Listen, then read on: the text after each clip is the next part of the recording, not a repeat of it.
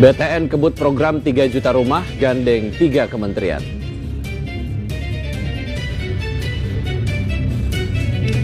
Simak seremoni pencatatan umum perdana atau IPO PT Das Bara Lestari Tbk atau DAAZ hari ini. Simak perbincangan seputar market hari ini bersama Gembong Suwito, Direktur Edukasi dan Investasi Sahamology.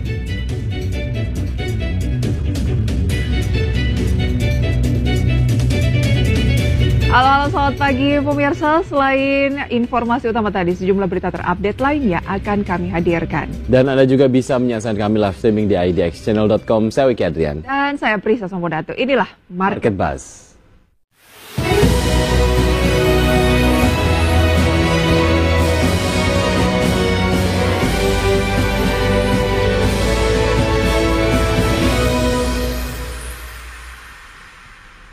Keinformasi pertama, Pusat PT Bank Tabungan Negara Tbk atau BBTN berupaya untuk mendukung program 3 juta rumah sebagai misi Presiden Prabowo. Dan untuk mewujudkan target tersebut, BTN menggandeng 3 kementerian.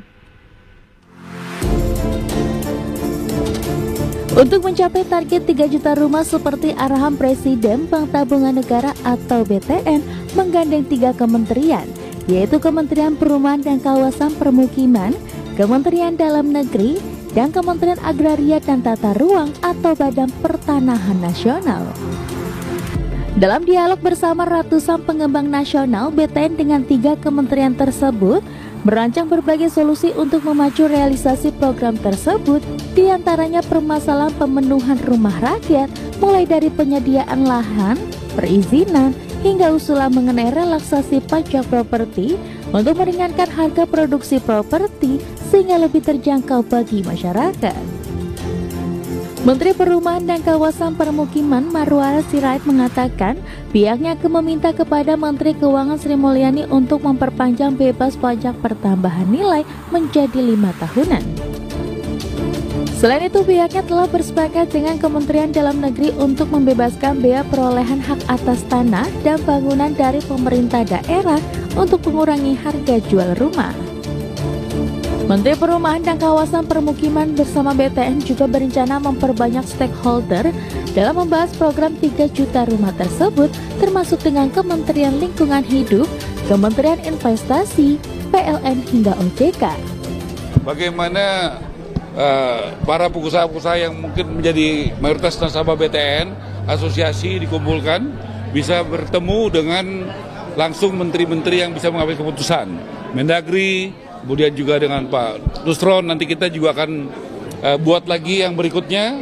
Di antaranya kami akan coba undang Bapak Kapolri, Bapak Menteri Lingkungan Hidup, kemudian juga Bapak Menteri Investasi, kemudian juga tadi ada dari PLN, kemudian juga dari OJK, ya. Jadi ada 5 yang mungkin untuk pertemuan berikutnya saya upayakan, ya, supaya kita bisa membantu dunia usaha bisa menyelesaikan masalahnya, ya, sehingga ada keterbukaan antara teman-teman yang ada di lapangan dengan regulator, karena kewenangan itu di Indonesia terbagi, ya, terbagi dari atas, dari presiden sampai di Indonesia kepala desa pun, RT RW pun ada kewenangannya.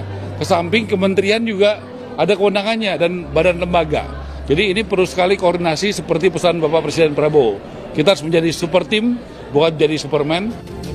Sementara itu, Direktur Utama BTN Nixon LP Napi Tumpulu menyebutkan, langkah konkret pemerintah dengan melakukan pengurangan bahkan penghapusan pajak ini mampu memicu permintaan akan perumahan karena harga jual rumah menjadi lebih murah.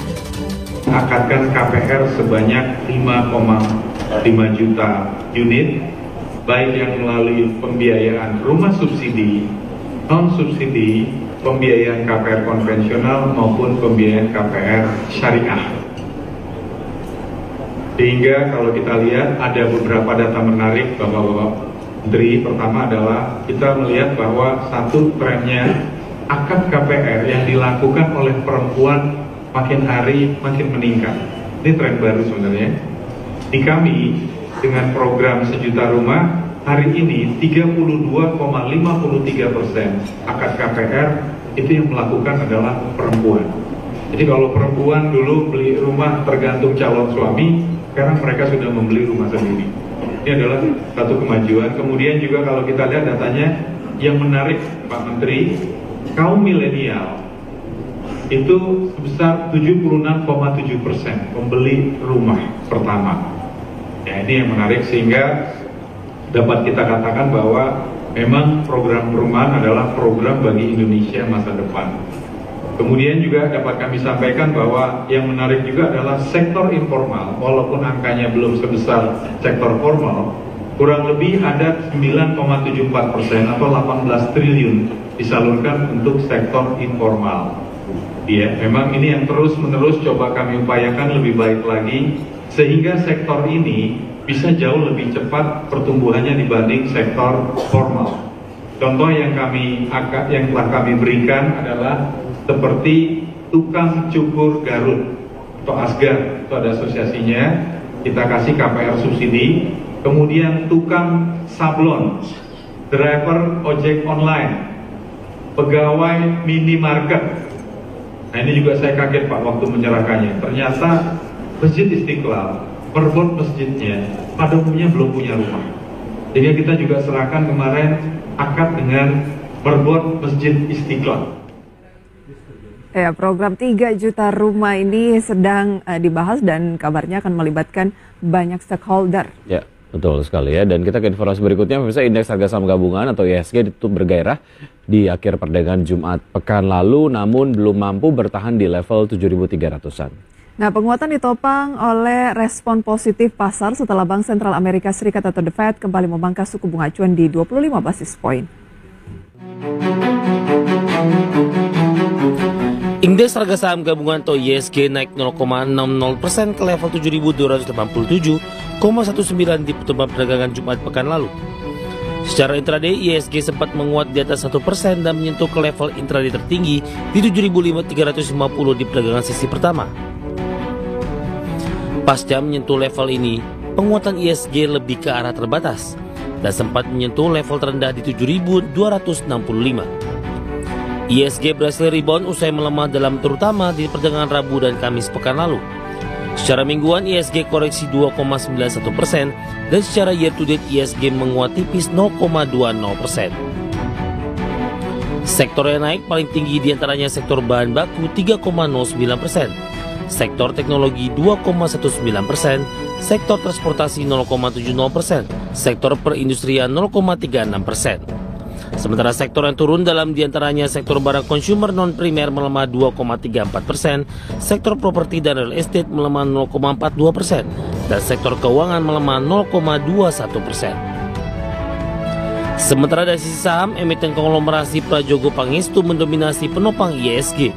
PT Barito Renewables Energy Tbk atau BREN, PT Chandra Asri Pasifik Tbk atau TPIA, dan PT Barito Pasifik Tbk atau BRPT masing-masing mencapai 35,6, 24,3, dan 3,2 indeks poin.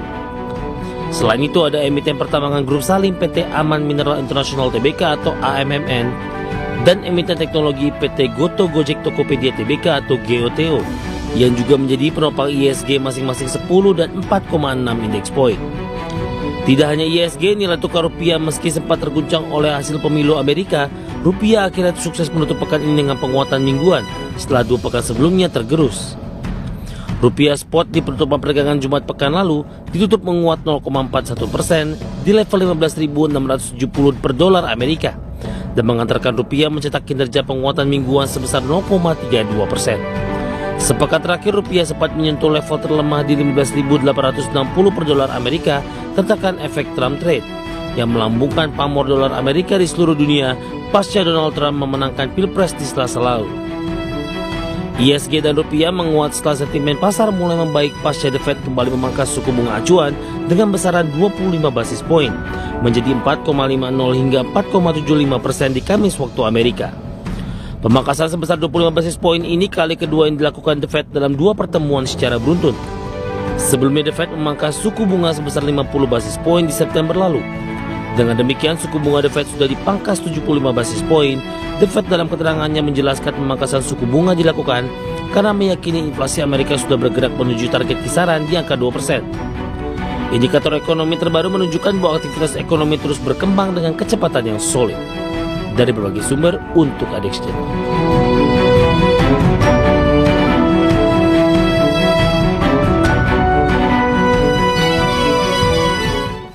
Itu dia pemirsa, IHSG gagal bertahan di 7.300 namun menguat. Sementara bursa Wall Street masih melanjutkan rally dipicu kemenangan Trump dan keputusan The Fed yang memangkas suku bunga 25 basis poin. Ya, pada akhir pekan lalu indeks Dow Jones dan S&P 500 paling menonjol. Dow Jones berhasil sentuh posisi 44.000 untuk pertama kalinya sepanjang masa, sementara S&P berhasil sentuh posisi 6.000 sebelum akhirnya ditutup di level 5.999.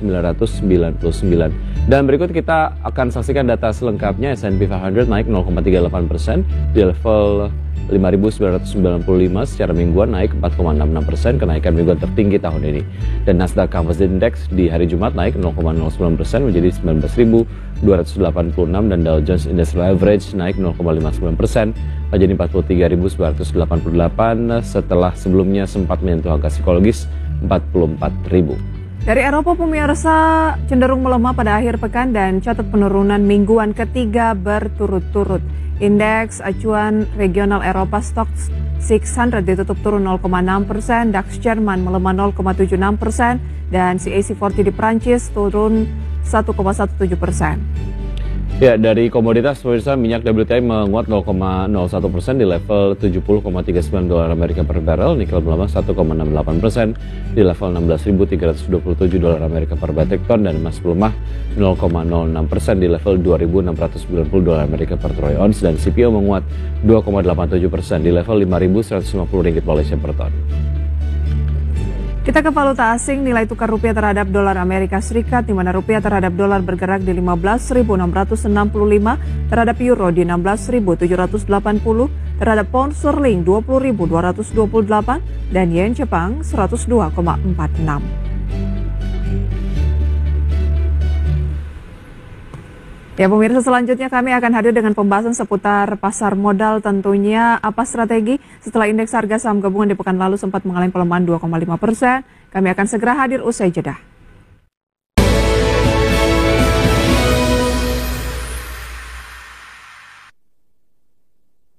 Ingin menjalani kehidupan yang mapan dan masa depan yang sejahtera? Sikapi uang dengan bijak.